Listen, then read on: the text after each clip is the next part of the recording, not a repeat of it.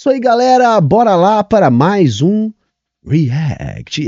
E hoje nós vamos reagir, tá, a uma pessoa que eu praticamente não conheço. Eu acho que eu nunca assisti um vídeo, só cortes que passaram nas timelines da vida, que é a senhorita Bira. Tá? Não sei qual é a linha política, qual a linha ideológica, os comentários que aparecem aqui, para mim, em relação à senhorita Bira, são desde muito apaixonados, dizendo que é muito bom, que é muito bacana, gente de esquerda falando isso, como tem gente dizendo que não, que é ruim, que é enviesado, enfim, eu não tenho opinião, como eu disse, eu não conheço o trabalho, então eu não vou aqui procurar elaborar sobre o que defende, o que deixa de defender, enfim, né? Não conheço, vou me referir apenas como a senhorita Bira, e vamos ver aqui o que ela está dizendo, né? Acho que o pronome é esse. O que ela está dizendo aqui nesse trecho de um corte de um podcast, Cortes da Paula Ferreira. Também não conheço esse podcast, mas o que me chamou a atenção, que está me levando a reagir a esse vídeo, é o título: A polarização direita e esquerda um dia acaba. Enfim, eu acho que é um tema interessante para a gente discutir, e como muita gente sempre me pede para reagir, senhorita Bira,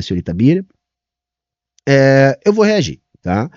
Talvez tenha sido mais prudente eu me informar a respeito de quem é antes, mas, enfim, né?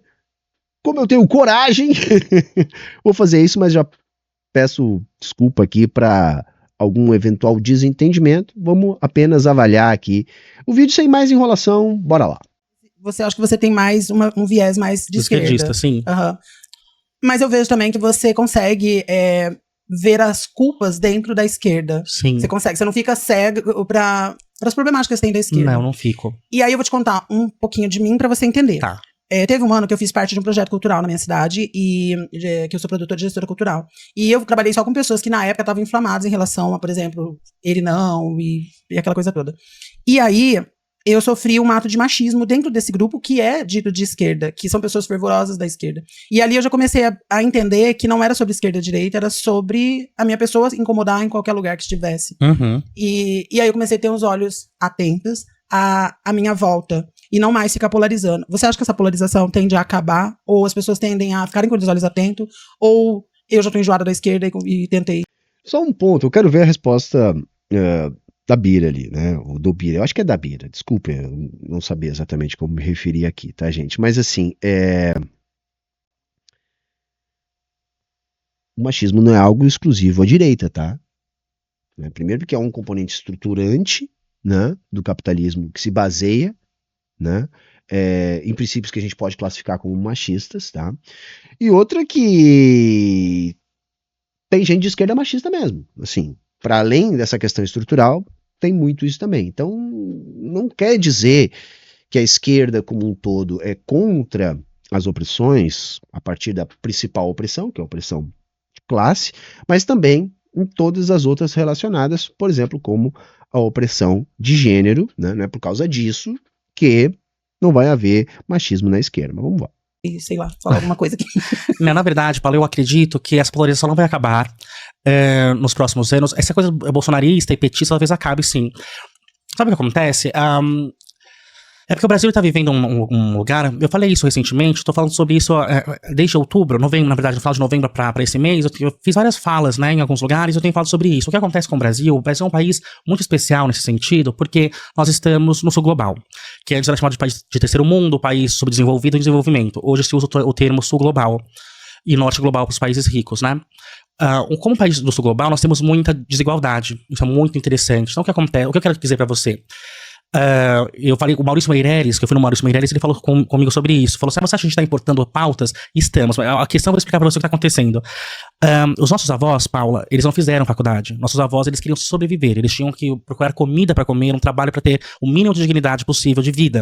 Então eles trabalhavam, eles não tinham estudo. Muitos avós da minha geração são analfabetos. Falar um inglês, então, fazer uma faculdade, é coisa que ninguém fez. O que acontece com o Brasil? Nós temos políticas públicas a partir dos anos 2000 que vão colocando a população trabalhadora em um outro lugar. Então, essa população trabalhadora começa pela primeira vez a ir na graduação. Essa família negra começa a ascender socialmente, sair da pobreza, por causa das políticas públicas que foram feitas a partir dos anos 2000, o governo Lula especificamente. Espera aí. Pronto. Tá. E aí, o que aconteceu? Quando as pessoas ascendem, essa que é a questão. Essa classe social ascendeu. Esses filhos trabalhadores ascenderam. O que acontece? Eles começam a ter outras preocupações. Se a preocupação da minha avó era ter comida, ter uma casa, comprar uma casa, eu não tenho essa preocupação. Primeiro porque não tem como comprar casa em cidade grande hoje no Brasil e no mundo inteiro. Não tem como comprar casa. A minha preocupação hoje não é mais sobre comer. Eu, que minha avó, que é uma trabalhadora, eu que entrei na graduação, sou da segunda geração que foi pra graduação na minha família, eu já começo a me preocupar com outras coisas. Então vira um país muito polarizado e desigual, porque essa classe média que se forjou a partir dos anos 2000, a menina começa a achar que o maior problema da vida dela é ser interrompida por um homem, que é o man interrupting. Ela começa a achar que o maior problema que ela pode enfrentar no transporte público é o homem abrir a perna demais e fazer manspreading. Ao mesmo tempo que essa classe média subiu a esse lugar, e começou com esses temas são temas importantes, nós temos ainda pessoas passando fome no Brasil e colocando miolo de pão na vagina. 100 milhões de brasileiros sem saneamento básico. Então são vários mundos, são vários Brasis dentro de um só país, muito desigual. E nós não conseguimos ver isso. Então na Escandinávia, o maior problema realmente de uma mulher da Escandinávia é que o homem interrompa ela. Porque ela tá todo mundo comendo, todo mundo é branco, não tem racismo dentre as pessoas daquela sociedade, né? Tem o contra o muçulmano, enfim. Então não tem nenhum problema pra essa mulher na Escandinávia. Não tem nenhum problema pra mulher de Upper West Side, Nova York. Não tem nenhum problema, mas nós temos. Então começa a aparecer, por exemplo, o Chavoso da USP falando assim, gente, os negros estão sendo assassinados na favela hoje por governos petistas, como é na Bahia.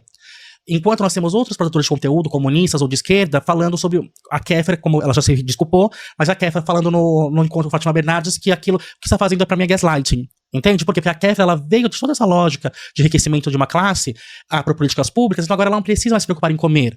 Mas nós temos aqui na ponta pessoas que estão preocupadas com isso, sim. Então começa todo um discurso muito desencontrado de todo mundo. Gente, eu tô deixando, tá? Quero ver onde é que isso vai terminar, porque até então tá apresentando ali o que ela vai construir, tá?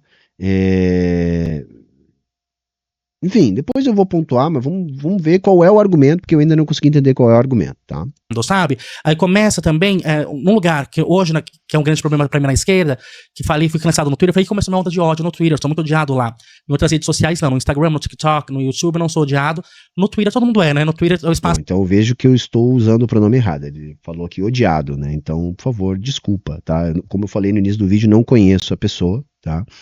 E como é que ela se identifica, ou ele no caso, né? Então, é isso. Então é o senhorita Bira, é isso? Tá? Por favor, desculpem, enfim, desculpa a minha ignorância. As produções vão ser odiado. Mas foi quando eu falei sobre identitarismo, mas essa questão, porque nós vivemos uma democracia representativa, que as coisas são eleitas por voto. Por voto, você vota e elege. Nós somos tratados como massa, Paula, em todo momento. Então a indústria cultural se trata como massa. A Adorno Horkheimer já tinha escrito sobre isso na Dialética do Esclarecimento.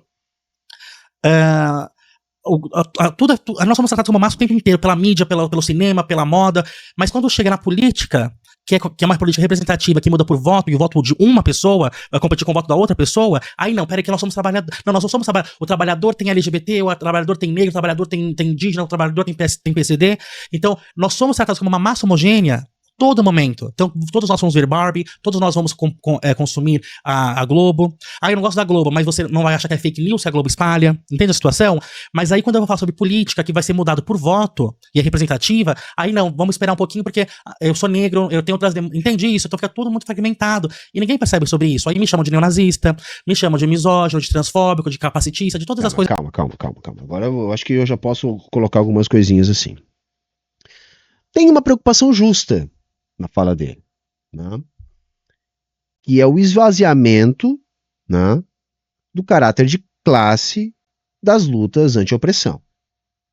Isso é um dado, e veja, eu tenho para mim que a gente tem que ter cuidado quando vai abordar esse assunto, porque se por um lado é verdade, nós também temos que entender que essa verdade é uma consequência da ideologia liberal. Então vejam, o liberalismo, a defesa do capitalismo, opera nesse sentido. Porque As minorias políticas que lutam as lutas anti-opressão, elas têm, dentro do capitalismo, uma situação de maior opressão. Né? Duplamente oprimidos, triplamente oprimidos, enfim. Não é legal a gente quantificar, mas é fácil da gente entender que um trabalhador negro no Brasil enfrenta dificuldades que um trabalhador branco no Brasil não enfrenta. Embora ambos sejam trabalhadores e ambos só vão conseguir se libertar enquanto classe. Só que o que acontece? A ideologia liberal opera nisso, buscando justamente tirar o caráter de classe dessas lutas anti-opressão, para que quem está lutando essas lutas não se perceba enquanto classe trabalhadora, ou se perceber enquanto classe trabalhadora, não construa uma luta unificada dos trabalhadores. Então, o meu papel aqui, enquanto propagandista, enquanto agitador, tem sido de dizer o seguinte: olha, essas opressões existem, são estruturantes do capitalismo, e quem está nessa luta, quem é considerado minoria política, né, tem uma carga maior de opressão. Tá? Isso é um dado da realidade. Agora, essas opressões não vão ser vencidas dentro da lógica do capitalismo. Por isso, temos que lutar juntos. Então, a gente tem que ter cuidado, porque o objetivo da ideologia liberal é justamente, né, criar uma situação que afaste negros, mulheres, LGBTs da luta anticapitalista, tentando criar uma situação de entendimento a partir dos seus mecanismos de dominação ideológica, onde estes possam enxergar suas lutas como lutas desconectadas da luta de classes. É lógico que existem lutas específicas das mulheres, dos negros, dos LGBTs e de todas as outras minorias.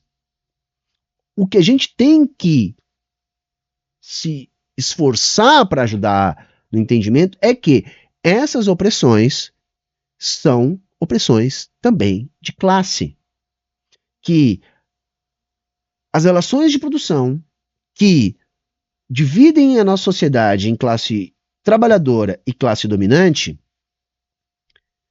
se estruturam a partir de dinâmicas sociais que reproduzem o machismo, o racismo e todas as outras opressões que nós temos hoje dentro da lógica de opressão de classe. Então, assim, é por isso que a gente tem que ter algum cuidado, porque senão a gente escorrega. Eu não estou dizendo que é o caso aqui do Bira, né? Do senhorita Bira, né? Eu não estou dizendo que é esse o caso. Mas a gente vê muito, eu que estou há muito tempo aqui nessa trincheira, muito jovem que se emociona a partir desse entendimento que a verdadeira opressão é a opressão de classe, e não entende a opção dessas minorias que estão travando essas lutas anti-opressão. Então a gente tem que fazer essas pontes, porque senão, quando vê, a gente está escorregando por uma coisa muito perigosa. Ideologia nasbol, por uma coisa nesse sentido, que não é aquilo que a gente defende. Então por isso que a gente tem que ter muito cuidado, tá? Quando a gente vai tratar essas questões, tá bom?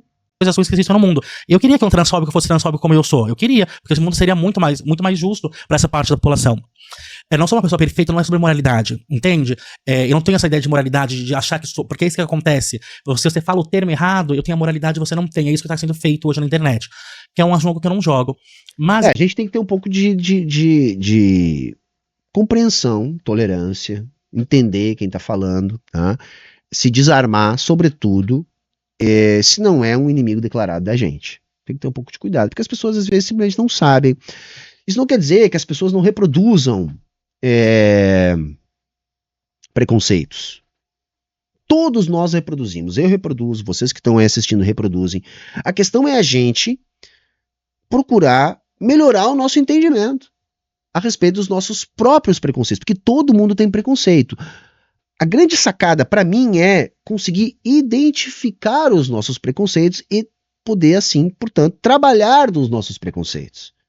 Porque quando a gente nega a existência do preconceito, ou quando a gente se acha um ser superior que não tem preconceitos, a gente jamais consegue trabalhar esses preconceitos e a gente acaba permanentemente continuando reproduzindo esses preconceitos. Tá? Esse que é o problema. Então, primeiro, a polarização no Brasil sempre teve essa polarização. Esse que é o ponto. Mas ela não estava escancarada. Por quê? Porque o negro estava pobre ainda. O negro não ascendeu para a classe média e começou a mulher negra... Mas tudo bem, tem que ter algum cuidado. Eu tô dando aqui, né, o benefício, né, a partir do princípio da caridade interpretativa. Né, que houve sim uma melhora relativa de setores da nossa classe trabalhadora, né? Mas, por favor, vamos entender que é uma fração da classe trabalhadora. O Brasil continua sendo um país brutalmente desigual, escancaradamente pobre e assim por diante, né? Não houve nenhuma transformação social produzida pelas políticas públicas do PT. Houveram avanços, tá? Algumas frações da classe trabalhadora ascenderam, e eu acho que é disso aqui que ele tá falando. Marido. Aí entra a teoria crítica da mulher negra, da solidão da mulher negra. Mas no Brasil nós sabemos que pelo IBGE, negros casam entre negros. Pretos entre pretos, pardos entre pardos, brancos entre brancos, e amarelos entre amarelos. Por quê? Porque se a pessoa, nos anos 2000, 50% quase da população negra, ela era pobre. 50% da população brasileira nos anos 2000 era pobre.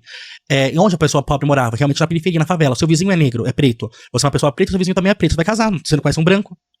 Mas a solidão da mulher negra, que é uma teoria crítica, não é ciência, ela acontece quando essa mulher negra ela vai ascender. Ela chega à classe média. Aí ela chega na classe média com os seus pares são brancos, ela é negra, ela é preta, talvez. Então, porque tem a diferença entre pardo e preto, né? Ela é preta, não é vista como uma mulher bonita, com traços bonitos, desejável. Então aí ela começa a ter essa solidão de fato, porque ninguém vai casar com ela pra estar em uma outra classe, entende? Então é isso que está acontecendo no Brasil. Essa polarização ela acontece primeiro por um choque cultural que nós temos, de uma guerra cultural muito bem alimentada, uma perda da ideia de que nós somos trabalhadores, devemos nos unir por uma causa. Isso também é perdido. Aí hoje, o que a esquerda colonial fala? Karl Marx é um homem branco, cisgênero, heterossexual. Enfim, isso é como se isso fosse ruim, sabe? Nessa construção toda. Como se o que ele dissesse não importa, eu vou escutar só o Nego Bispo. O Karl Marx não. Porque o Nego Bispo é brasileiro, é negro. Adoro o Nego Bispo, viu, gente? Mas eu quero que a gente perceba que nós podemos articular tudo isso. Nesse ponto, concordo plenamente aqui, tá? E tem sim esse discurso do Marx, europeu, branco, assim... que até factualmente é questionável, né? É o Mouro, então, assim, a gente também tem que entender como é que acontece a racialização dentro da Europa, ou que tipo de marginalização que pode haver ou não, enfim, mas eu não quero entrar nessa discussão. Agora, assim, concordo, né? O fato da gente valorizar a intelectualidade brasileira, a intelectualidade negra, a intelectualidade feminina, LGBT, não significa que a gente tem que desconsiderar aquilo que não for, né, produto de um indivíduo que está inserido dentro dessas lutas, tá? Não é uma coisa, outra coisa, outra coisa, e uma coisa não exclui a outra. Não exclui a outra. Porque senão a gente vai estar simplesmente fazendo aquilo que é do interesse do capital, né? Que é não nos enxergar enquanto classe.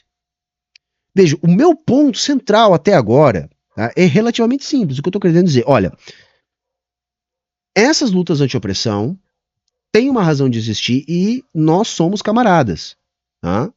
E de fato existem opressões estruturais sobre as minorias políticas, né? Que determinada fração da classe trabalhadora não sofre. Agora, o entendimento mais importante, que é o que de fato vai superar essas opressões, é o entendimento de classe, né? A consciência de classe. Então esse é o ponto central, né? E uma coisa não exclui a outra. Junto. E essa polarização ela acontece nos Estados Unidos, sempre aconteceu, é mais antigo que nós.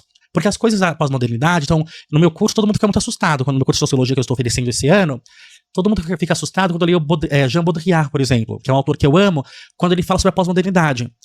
Todo mundo fica assim, nossa, mas ele escreveu isso em 1981. E não tinha nem celular ainda. E é exatamente isso, porque o Brasil é tão atrasado que se você for ver sketches, o George Carlin, que foi considerado o maior humorista de stand-up do mundo, nos anos 90 ele tá falando sobre coisas de hoje, pra gente. Por quê? Porque eles já passaram por isso lá. E nós estamos passando agora, por causa dessa ascensão dessa classe trabalhadora e conseguiu chegar à classe média. Então aí começa essa polarização, porque as pessoas começam, agora a pessoa que antes... Minha avó... Eu acho que eu não concordo com isso aí, tá, gente? Tudo bem, enfim, não sou eu aqui o dono da verdade, a gente tá aqui utilizando um vídeo pra fazer um debate. Não sei se eu concordo com isso, porque assim, tem algo que eu repito com alguma frequência aqui. O que a galera chama de polarização, pra mim, é luta de classes. E tem um outro ponto que é, o Brasil é área de influência imperialista dos Estados Unidos. Então, a gente, a partir do interesse da classe dominante, que controla os meios de comunicação, que, enfim, os aparatos de dominação ideológica, a gente produz no Brasil um simulacro, né, uma reprodução atrasada e mal feita, né, do que os Estados Unidos faz. É isso que a gente faz aqui. Então eu vou concordar aqui que sim, o que acontece em alguma medida, em determinadas circunstâncias nos Estados Unidos, a gente procura reproduzir aqui de um jeito esquisito, de um jeito meia boca, piorado. Então a gente acaba fazendo isso sim, por estar nesse arco de influência geopolítica dos Estados Unidos, tá? Mas eu não estou achando que esse caminho é bom, tá? De achar que essa polarização é simplesmente o produto da importação de pauta, tá? Da sociedade dos Estados Unidos para cá, proporcionada pela ascensão social de parte da classe trabalhadora. Até porque essa ascensão social também, pera lá, né? É apenas uma mínima mobilidade social dentro da classe trabalhadora. Porque não houve um aburguesamento dos nossos trabalhadores e trabalhadoras. Não. Você teve um pouco mais de acesso ao consumo. Mas ninguém deixou de ser classe trabalhadora. Então não me parece ser uma boa explicação. Eu acho que o que explica melhor isso que a galera chama de polarização hoje, é a crise prolongada do capital. Porque na crise prolongada do capital há uma falência da ideologia que mantém parte significativa da classe trabalhadora naqueles espectros do centro político, onde ninguém questiona o capitalismo e as pessoas ainda acreditam na democracia burguesa, acreditam que se votar certinho, se acordar todo dia de manhã para trabalhar, se estudar, se for uma pessoa de bem, etc., vai melhorar. A crise do capitalismo faz com que as pessoas deixem de acreditar nisso. E aí a resposta diante, né, da miopia causada pela ideologia é a resposta fascista, onde você não questiona o capitalismo e começa a achar chifre em cabeça de cavalo. Aí o problema é o feminismo, é o imigrante, é o fantasma do comunismo, é a ditadura gaysista, tá entendendo? Aí começa a ter, assim, tiro pra tudo que é lado, porque a pessoa não consegue enxergar que o problema tá na exploração da classe trabalhadora, na piora da qualidade de vida, na dificuldade das pessoas em se manter, e então acaba ocorrendo isso que a galera chama de polarização. Eu acho que essa é a melhor explicação, tá? Mas vamos deixar um pouco mais aqui a conversa fluir para ver se eu estou entendendo bem aqui o argumento, se é isso mesmo. Eu não pensava sobre política, porque eu tinha que comer. Agora eu penso sobre política, por quê? Porque eu já como, eu já tenho conforto, já estou na cidade, já tenho esgoto, já tenho lugar para morar, já tenho previdência social, já tenho um convênio médico que o meu trabalho me dá. Então eu vou procurar outra preocupação para minha vida, que é a política, e aí eu me coloco nos movimentos sociais. Mas isso até pode ser uma verdade pro universo do Twitter, que é muito pequeno burguês. Até pode ser uma verdade pro universo do Twitter, que é muito pequeno burguês. Tá? E aí você tem uma população que é permanentemente despolitizada, isso é característica do capitalismo, a ideologia produz essa despolitização, e aí você tem uma ascensão social, e aí eu vou concordar com a tese defendida aqui. Aí eu vou concordar, ok, então é uma ascensão social, a pessoa começa a ter espaço para se preocupar com essas coisas, mas não entende a natureza da luta de classes, e aí começa a ter esse tipo de postura. Eu vejo muito isso, tá, na pequena burguesia, na dita classe média. Assim, é uma fração da classe trabalhadora. Entende? Aquilo que a gente vê de disputa política no Twitter não é a realidade da classe trabalhadora. Porque não dá pra gente dizer que a classe trabalhadora não tá se politizando. Com dificuldade, um pouco enviesada, mas, para além dessa politização, para quem já teve algum acesso ao consumo, né, na base da pirâmide, da classe trabalhadora mais proletarizada, também está acontecendo isso que a galera chama de polarização. Só que é uma ascensão da extrema-direita, que coopta essa indignação. Nosso papel aqui é também tentar cooptar parte dessa indignação. Eu ficaria aqui horas te ouvindo. Ah, que fofa. Deixa eu te falar. Eu vou usar uma... Eu quero entrar em 2 assuntos que você tocou aí, ainda no mesmo assunto. Tá bom. Eu guardei um dado aqui. Gente, eu tô pegando o celular pra pegar o dado, tá? Povo maravilhoso que critica quando eu tô no celular. Mas não é pra olhar Instagram. É porque eu guardei... Ela vai no Grindr rapidinho? Eu vou no Grindr rapidinho. Eu guardei aqui. São dados e informações tiradas do IBGE, tá bom? De 2022 a 2023. Então, esses dados podem ter dado uma alteradinha, mas é só pra gente ter uma base pro nosso diálogo. Tá.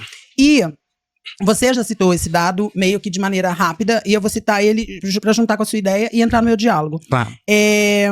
No Brasil, abaixo da pobreza, a gente entende que ganha meio salário mínimo para baixo. Então, se ganhar até meio salário mínimo para baixo, está na linha da pobreza. E o miserável é que nem isso, né? Então, nós temos 31,6% abaixo da linha da pobreza. Eu detesto esse tipo de classificação porque isso é arbitrário. Tá? Isso é extremamente arbitrário. Você tem que escolher onde é que você vai botar essa linha aí, 500, 1.000, 300, 2.000.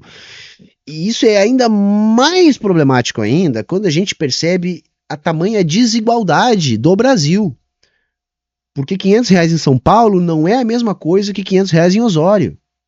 Então, assim, é ruim isso aí, tá? É ruim isso aí, tá? Isso aí diz muito pouco. Inteiro. No país inteiro. São 67,8 milhões de pessoas abaixo dessa linha. E ainda mais 12,7 milhões que não tem nada. Não tem saneamento básico, não tem... Mesmo as pessoas abaixo da linha da pobreza também não tem, tá? O importante dessa fala é só entender que a nossa classe média ainda é pequena, tá?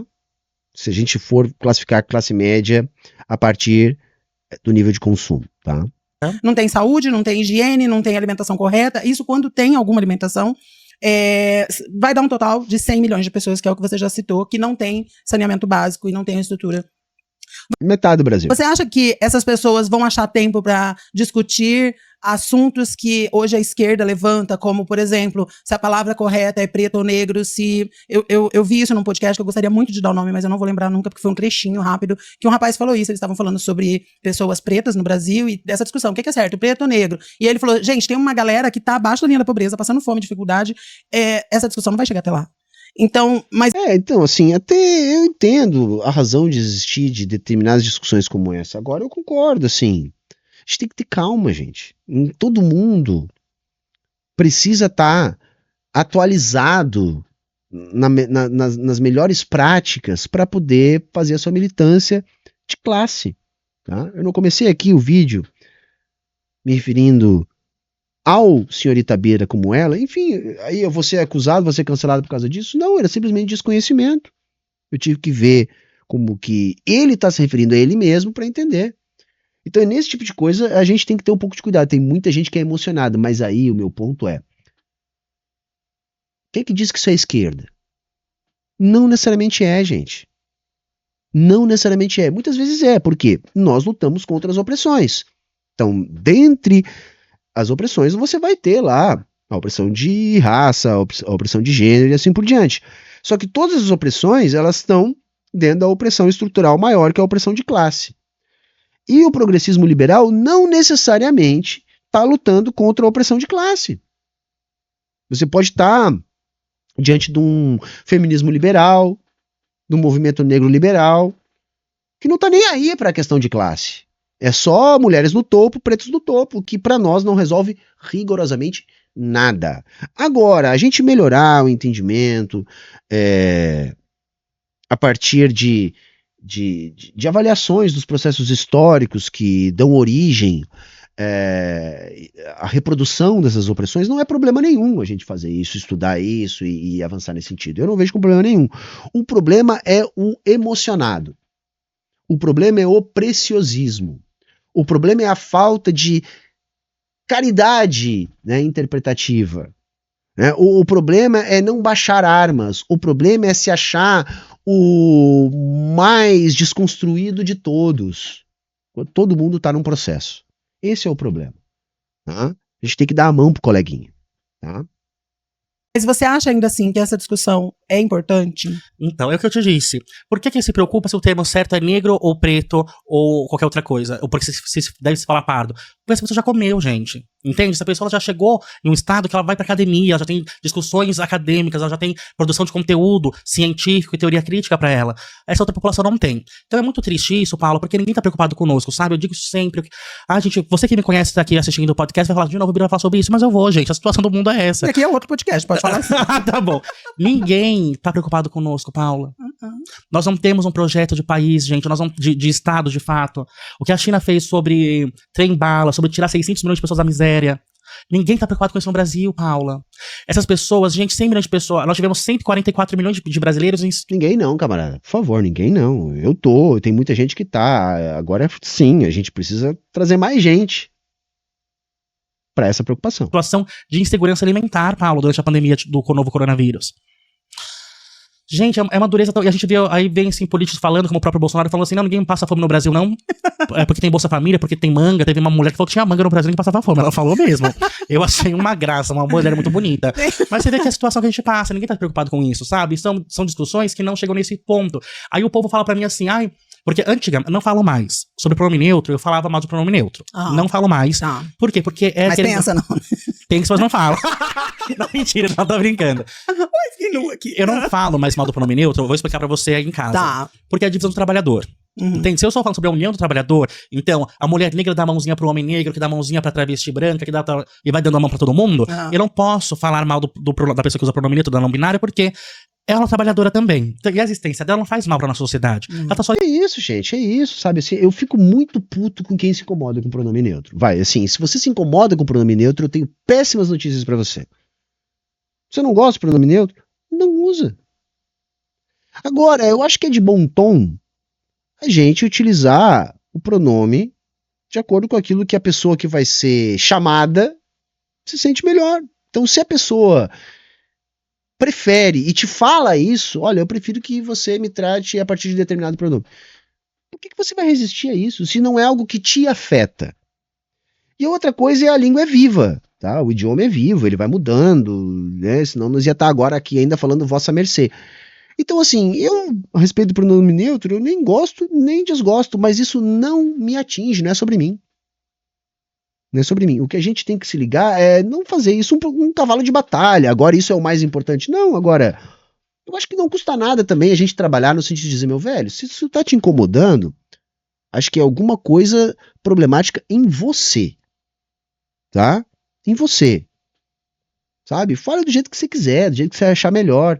E de preferência que não agrida outras pessoas, né? Que se a pessoa tá te pedindo uma coisa, não custa nada fazer o que a pessoa tá pedindo, né? É só isso. Então, assim, essa é a minha opinião. Ela existindo lá do ladinho dela, que é chamada de Elo. Respeita. Vamos respeitar. Então eu não falo mais sobre isso, mas quando eu falava sobre disso, falava assim, porque só pode lutar por uma causa, né? Não pode, não pode falar sobre outra coisa, só pode falar sobre. Mas é isso, porque olha os dados que ela traz pra gente. Nós temos, eu fiquei sabendo, Paula, não sei se é verdade, me contaram esse final de semana. 900 mil paulistanos vivem com menos de R$20 por dia. 900 mil, é quase 1 milhão de pessoas em São Paulo vivendo com menos de R$20 por dia. Ou R$20 por dia, que é abaixo da linha da pobreza. Então você repara e ninguém tá fazendo nada, sabe? Então assim, não vamos discutir outras coisas. Então você quer discutir essas coisas, quer discutir sobre não binariedade, quer discutir sobre todas essas coisas, veganismo e tal. Respeito muito, discuta porque faz sentido pra você, pra sua narrativa, pra onde você está. Faz a discussão que você quiser. Eu, como comunista, diria apenas, não perca o caráter de classe na sua discussão. Você pode discutir tudo isso que o senhor Itabira tá dizendo aqui, sem perder o horizonte de classe. É só isso. Porque vai ter gente, e eu sou daqueles que acham que tem que ter gente do nosso campo, e aí do nosso campo eu tô entendendo como gente que tem perspectiva revolucionária anticapitalista. Eu acho que a gente tem que ter gente do nosso campo produzindo discussões de todos os tipos. Todos os tipos. Todas sem perder o caráter de classe. É só isso. mas de fato o buraco é muito mais embaixo. Nós temos carências alimentares de fato no Brasil. Fui cancelado essa semana na internet também porque eu falei uma fala de um vídeo meu chamado Holofotação. Na verdade o vídeo chama Me Faça Famoso, Holofotação, que eu conheci o termo holofotação. Esse vídeo, uma parte dele foi compartilhada na internet, eu falando que... Eu falo assim nesse vídeo, que o que nós devíamos fazer na esquerda era colocar esse bando de esquerdomacho que tira foto de mulher pelada na Santa Cecília, que agora é moda. Lá na Santa Cecília, vai lá no terraço, não, vou fazer um nu artístico com você e tal. E é isso que o povo faz. Pegar esse bando de esquerdomacho e pôr pra fazer flexão. Pra fazer coisa tática pra conter repressão física. Porque vamos fazer uma marchinha da maconha. A polícia sente o sarrafo em todo mundo, vai todo mundo com o rabo quente pra casa, e até quebra a perna, não consegue correr, não consegue fazer nada. Aí eu falo, mas como a gente vai fazer isso? Só todo mundo com sobrepeso com cabelo rosa. Falar que eu tinha sido homofóbico por causa disso, porque eu falei do cabelo rosa. Mas eu tava falando desde o começo do esquerdo, macho, e tirar foto. Então o pessoal vai acreditar, o pessoal vai falar o que quer. Eu posso falar o que eu quiser. Eu posso eles podem dar um texto pra eu ler, pra encaixar no pensamento deles, mas eles vão, se eles quiserem distorcer, eles vão. Então disseram que eu tinha sido homofóbico, que eu tinha sido gordofóbico, que eu tinha sido... Aí riram de mim, um cara compartilhou, teve mais de 6 mil curtidas, falando assim, engraçado, esse cara de batom com o aparência da minha avó falando sobre malhar e cabelo rosa. Que é engraçado porque critica uma suposta homofobia, uma suposta gordofobia, sendo gordofóbico e sendo homofóbico. Assim. Enfim, é engraçado, mas enfim... Mas a minha ideia, Paula, é porque, por exemplo, quando o Ian Neves foi lá no podcast As Ideias, que eu também fui um dia, e ele fala que nós devemos fazer uma revolução armada no Brasil, e isso vai ser compartilhado pela direita, a Jovem Pan compartilha, que revolução armada é essa que ninguém sabe usar arma?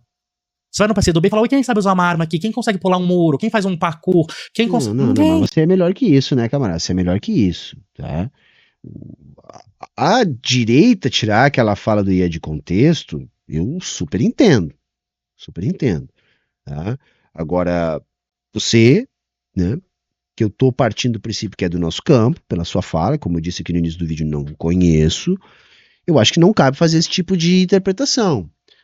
Porque o que o Ian disse ali naquele momento específico do podcast, eu sei porque eu tava do lado, eu tava junto com ele nas ideias, era assim, tá, qual é o objetivo final? Qual é o objetivo final? Então não é uma coisa, agora então nós vamos pegar em arma, vamos pro meio do mato e vamos fazer a revolução. Não era isso que estava sendo dito.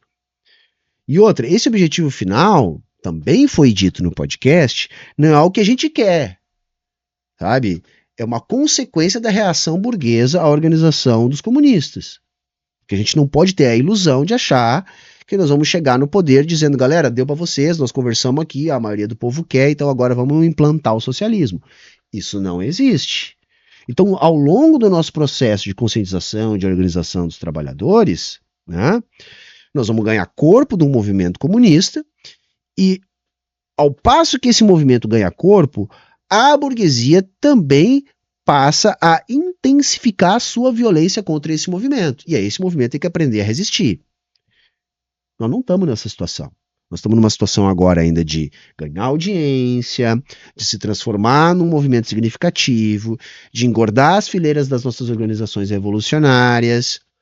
E essa discussão sobre violência revolucionária, sobre resistência, não é uma discussão que não está sendo feita agora, mas em algum momento ela vai ser feita, depois que a gente já tiver feito, né, o que a gente tem que fazer antes. Essa discussão não pode ser feita na internet.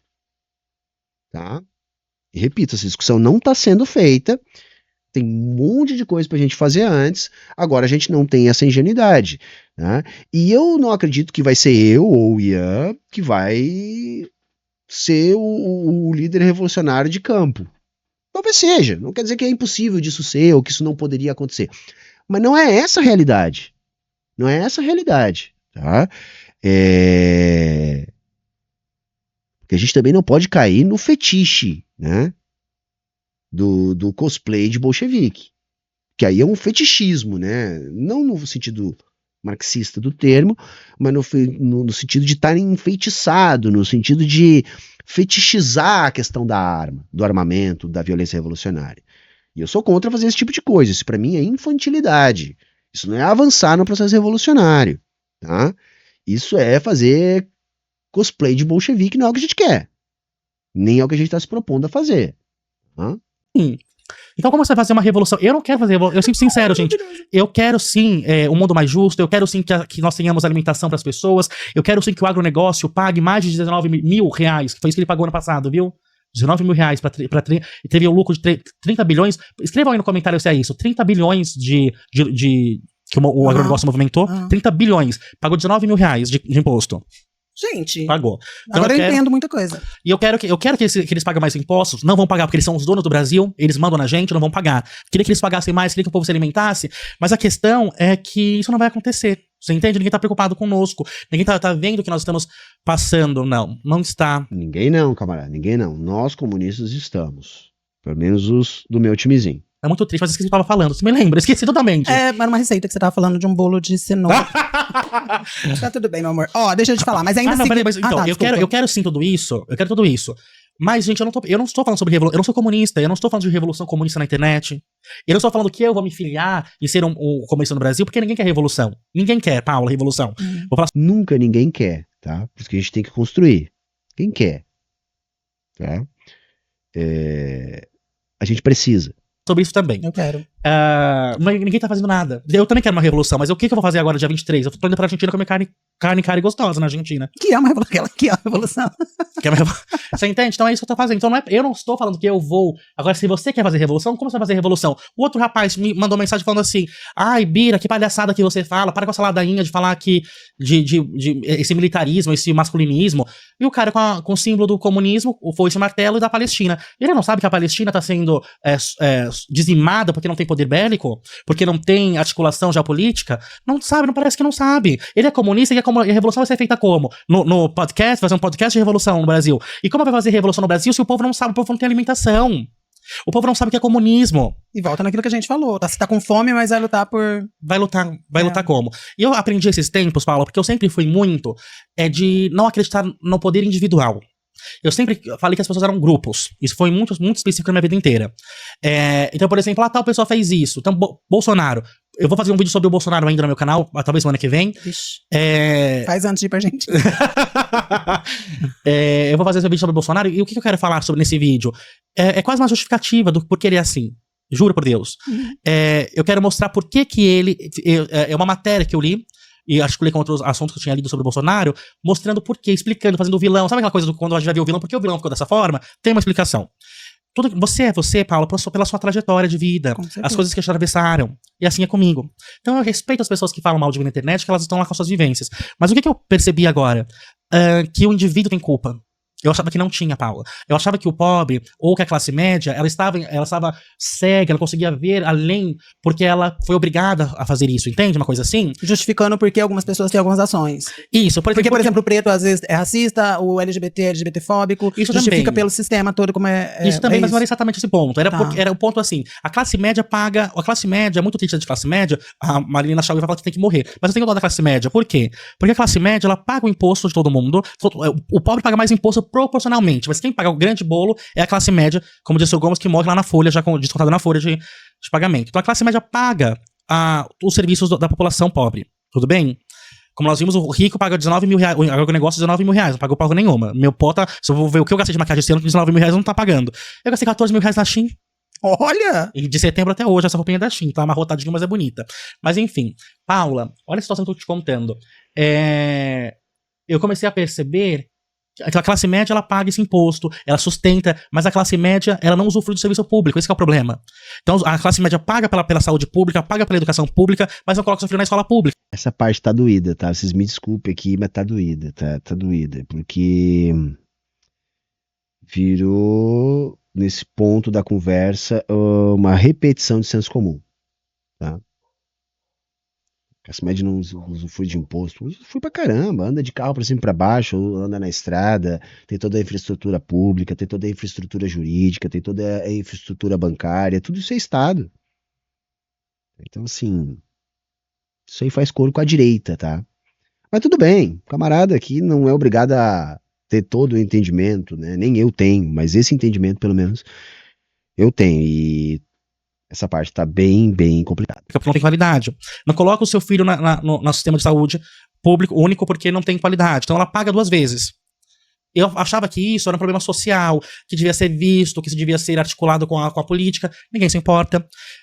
Mas eu comecei a perceber que tem culpa do indivíduo também. Eu estou me relacionando agora com psicanalista, e eu sempre odiei psicanálise, exatamente porque a psicanálise em Portugal, quando a gente estuda a história de Portugal, teve a revista...